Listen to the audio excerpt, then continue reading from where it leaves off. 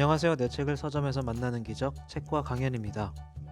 이번 시간에는 책 한 권 써서 성공할 수 있는지에 대해 알아보겠습니다. 첫 책을 출간하고 6개월 뒤 출판사로부터 받은 인세가 100만 원이라고 해보겠습니다. 책 가격이 만 원이고 인세 10%로 계약했다고 가정하면 여러 서점들을 통해 대략 1000부 정도 팔렸다고 보면 될 것입니다.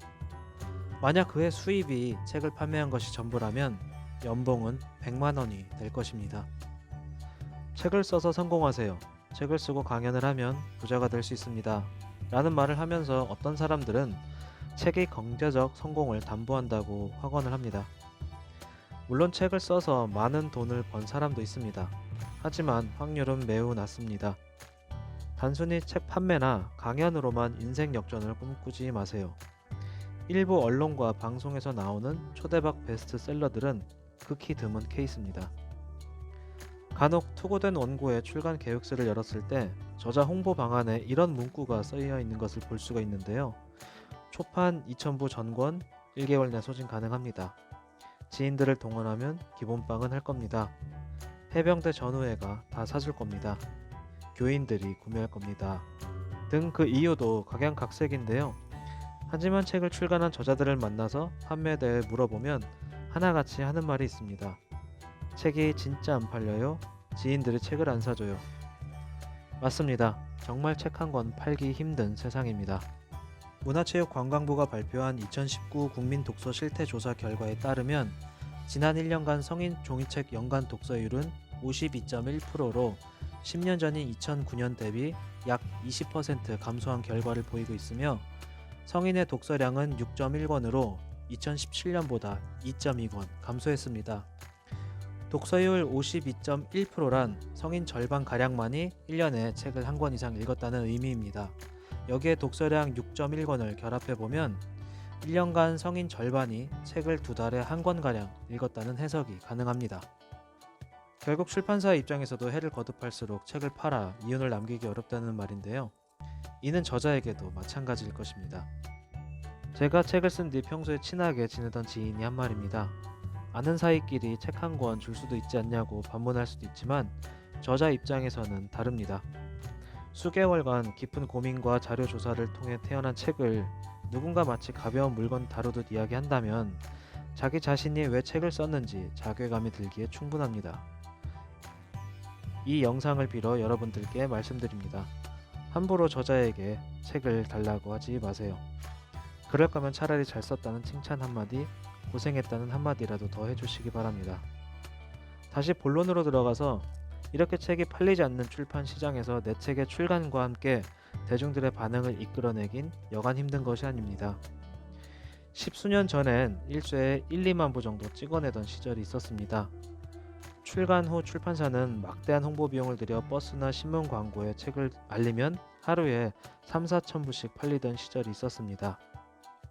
하지만 최근 출판 시장의 추이를 살펴보면 초판 발행 부수가 1년 사이 6% 정도가 감소했고 초판 1쇄가 전권 소진되는 데까지는 약 1년이라는 시간이 걸리는 것으로 조사가 됐습니다. 즉 1400권 정도의 책이 다 팔리는 데까지는 1년이란 시간이 걸린다고 보시면 되겠습니다. 얼마 전 강연에 청중으로 오신 대형 출판사의 한 관계자의 말에 따르면 초판은 500부만 인쇄한다고 말하기도 했습니다. 출판사도 저자가 유명인이 아니라면 인맥으로 초판본을 모두 소진할 수 있을 것이란 생각을 하지 않습니다. 그렇다면 저자가 가져야 할 자세는 무엇일까요? 과거 저자가 원고를 투고하고 계약 후 출간과 동시에 홍보하는 방법을 활용했다면 지금은 저자가 책을 기획하고 집필, 투고, 계약, 출간 등 이 모든 과정이 마케팅의 영역이라는 점입니다. 예를 들어 어느 날 갑자기 데뷔해서 알려지는 과정을 가졌다면 최근에는 아이돌 그룹이 제작되는 과정을 시청자들과 함께 한다는 것이 다른 점인데요. 이것은 도서계에서도 마찬가지입니다. 소설 회색인간으로 주목받은 김동식 작가는 서울 성수동의 주물공장에서 일하던 노동자 작가입니다. 중학교를 중퇴하고 먹고 살기 위해 일을 시작했고 글쓰기라고는 배워본 적도 없지만 직장 생활을 하면서 인터넷에 올린 글들이 조금씩 독자들의 관심을 끌기 시작했는데요. 그의 이력만큼 눈길이 가는 부분이 있습니다. 바로 독자와의 독특한 관계입니다. 그가 올린 글 중 맞춤법과 어법이 잘못된 부분을 그의 글에 주목해온 온라인 이웃들이 조언을 해주면서 자연스럽게 독자층이 형성이 된 것인데요. 책이 나왔다는 소식이 들리자 온라인 이웃들 사이에서는 함께 만든 책이라는 이슈가 확산이 되면서 출간과 함께 한 달에 4세를 찍고 지금은 전혀 다른 인생을 살고 있습니다. 작가가 의도한 것은 아니지만 그의 책이 성공한 과정을 보자면 기획자로서 기획해야 할 교훈이 눈에 띕니다. 책이 만들어지는 과정에서 독자가 참여할 수 있는 환경이 만들어질 때 작가의 콘텐츠는 강력한 힘을 갖는다는 것입니다. 책을 출판한다는 것은 상가가 밀집한 지역에 가게를 차리는 것과 사정이 다르지 않습니다.